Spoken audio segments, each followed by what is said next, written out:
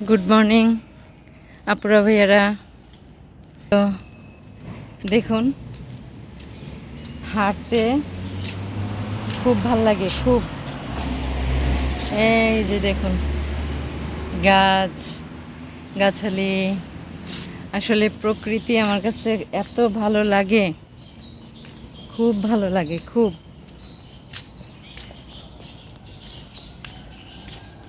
দেখেন একটু গাছগুলো কত সুন্দর লাগতেছে, অসম্ভব সুন্দর লাগতেছে, তাই না? সারি সারিভাবে নিজের মতো দাঁড়িয়ে আছে। প্রকৃতির যে সুন্দর আর কোনো কিছু কি আছে? কোনো কিছুই নেই। আর গাছ তো অক্সিজেন। আসসালামু আলাইকুম আপুরা ভাইয়ারা, কেমন আছেন সবাই? আশা করি সবাই ভালো আছেন। আমিও আল্লাহর রহমতে আলহামদুলিল্লাহ অনেক অনেক ভালো আছি।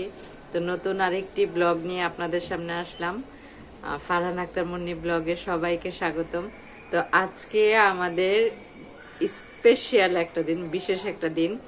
তো যে কি সেই দিন সেটা জানতে হলে সম্পূর্ণ ভিডিওটি দেখতে হবে, সম্পূর্ণ ভিডিওটি দেখবেন।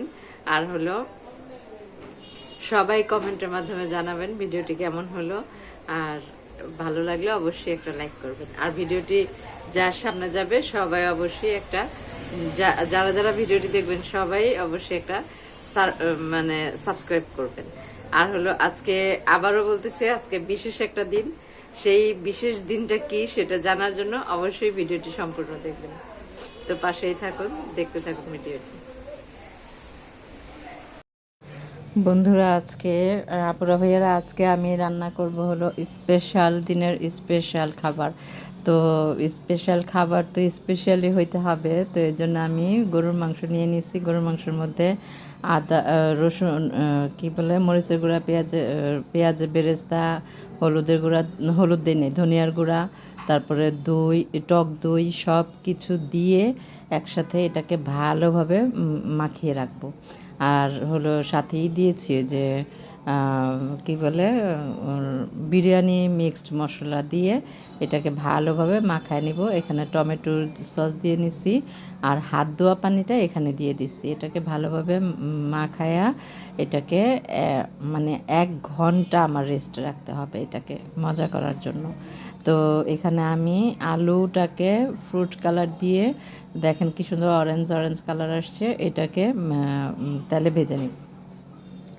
তেলে ভেজে নিয়েছি। তেলে ভেজে নেওয়ার পরে এখন আমি এখানে কিছু গোটা গরম মশলা দিয়ে দিচ্ছি। তারপর হচ্ছে আপনার পেঁয়াজ দিয়ে দিলাম, পেঁয়াজ কুচি। এটাকে একটু নাড়াচাড়া করে এখানে আমি আদার পেস্ট আর রসুনের পেস্ট দিব। আমি কিন্তু মাংসটা যে মাখায় রাখছি ওইটার মধ্যে কিন্তু আদা রসুন কিছুই দেই নেই, জাস্ট মরিচের গুঁড়া, হলুদের গুঁড়া, ধনিয়ার গুঁড়া আর বিরিয়ানির মশলাটা দিচ্ছি।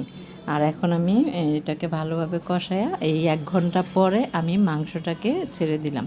মাংসটাকে দিয়ে ভালোভাবে এটাকে কষাবো, রান্না করব। দেখেন আমার সুন্দরভাবে কষানো হয়ে গেছে। রান্নাটা কত সুন্দর একটা কালার আসছে। আর বিরিয়ানি রান্নাটা এরকম কালার না হইলে বিরিয়ানি মজাই লাগে না।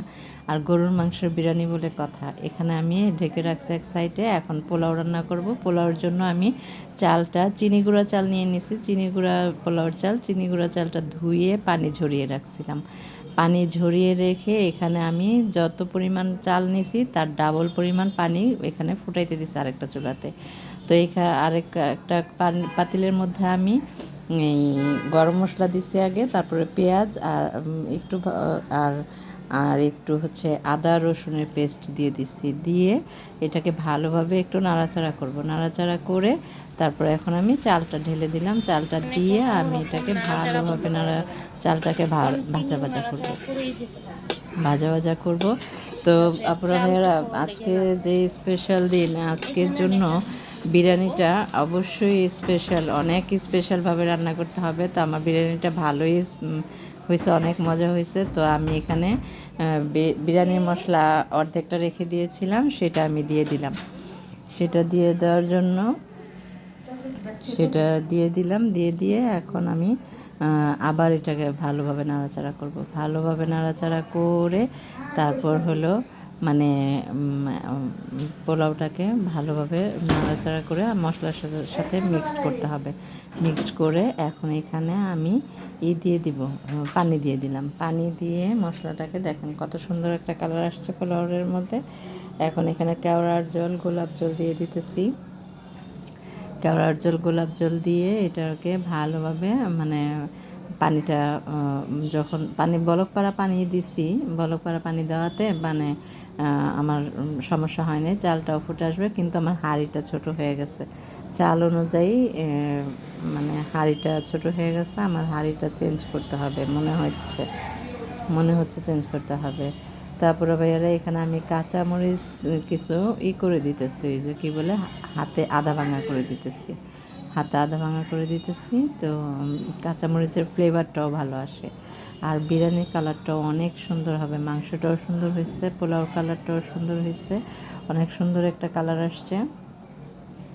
তো আপুরা ভাইয়ারা আমার মানে আমরা সবাই আজকে অন্যরকম একটা স্পেশাল একটা দিন, সবাই আজকে অনেক খুশি, অনেক ভালো লাগতেছে আমাদের যে আবার নতুন করে এরকম একটা বছর আসলো। তো আসলেই মনটা খুব খুশি খুশি ভাব। তো ভাল লাগতেছে, খুব ভাল লাগতেছে, সবাই মিলে মানে ঘরে খুব মজা করতেছি। আসলে আমি সব কিছু শেয়ার করতে পারতেছি না আপনাদের সাথে, একটু চিনি দিয়ে নিলাম সাথে, স্বাদটা ব্যালেন্স হওয়ার জন্য। তো চিনিটা দেওয়াতে স্বাদটা ব্যালেন্স হবে। তো আমি আপনাদের সাথে শেয়ার করতে পারতেছি না আমাদের ঘরে কোনো কিছুই, কারণ আমার ভাই সবাইকে দেখানো পছন্দ করে না। আর হলো গিয়ে পছন্দ করে না বলতে ওর কাছে ভালো লাগে না, এই জন্য আর দেখাই না। তো দেখেন ভালোই মজা করতেছি বাসায় সবাই মিলে, অনেক মজা করতেছি, অনেক মানে বলার মতো না। তো আমাদের পিচ্ছিটা তো আরও বেশি, সে তো আরও বেশি মানে নাচানাচি করতেছে। তো পোলাওটা দেখেন এখানে ফুলে উঠছে, এটা মনে হচ্ছে আমার কাছে যে করতে হবে, কী বলে হাঁড়িটা চেঞ্জ করতে হবে। হাঁড়িটা চেঞ্জ করে পরে কারণ মাংস ঢালি না এখনও, না ঢালাতেই আমার এই পাতিলটা ভরে গেছে। তো হাঁড়ির মধ্যে মাংসটা ঢেলে করব, হাঁড়িটা চেঞ্জ করে এর মধ্যে আবার আলু দিয়ে নিচ্ছি, যে আলুগুলো ভেজে রাখছিলাম। বিরিয়ানির মধ্যে তো আলু না দিলে হয় না, মাস্ট বি আলু দিতেই হয়। তো আজকে স্পেশাল বিরিয়ানির জন্য, স্পেশাল রান্নার জন্য মানে আজকে আসলেই মানে অনেক দরদ করে রাঁধতেছি, যে বিরিয়ানিটা খুব ভালো করে রাঁধতেছি।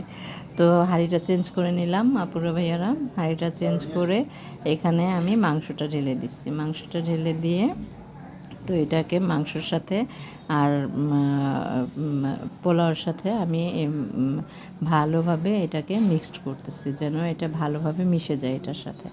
তো মশলাটাও যেন চালগুলোর সাথে ভালোভাবে একদম মিশে যায়। আর হলো গিয়ে মানে এত সুন্দর একটা ফ্লেভার আসছে, লোভনীয় একটা ফ্লেভার, আপনারা পাইতেছেন না কিন্তু আমার কাছে খুবই ভালো লাগতেছে, এই ফ্লেভারটা খুবই ভালো লাগতেছে। তো খেতেও অবশ্যই স্বাদ হবে। তো দেখতে থাকুন ভিডিওটি, এখনও আমার রান্না শেষ হয় নাই। তো সবাই ভালো থাকবেন, সুস্থ থাকবেন, নিজেদের প্রতি খেয়াল রাখবেন। দেখা হবে আরেকটা ভিডিওতে, অবশ্যই দেখা হবে, কারণ স্পেশাল সময়টা তো এখনও হয়নি, তো আমার রান্না এখনও শেষ হয়নি।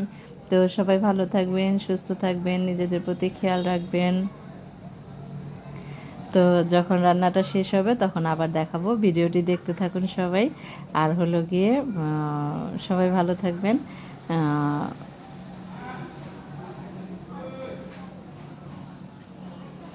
দেখা হবে আরেকটু পরেই আসতেছি। তো আল্লাহ হাফেজ।